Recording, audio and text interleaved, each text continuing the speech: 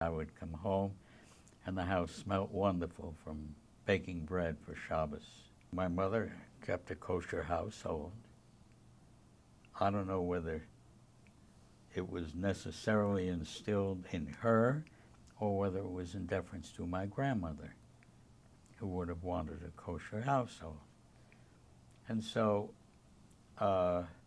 having two sets of everyday dishes and two sets of good dishes, and the same with the silver and all of this kind of thing, it's perfectly natural to me. That's the way the house worked.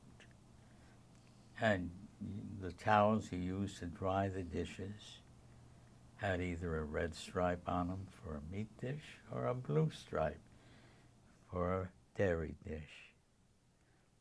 And pots and pans the same way, and silver, everything.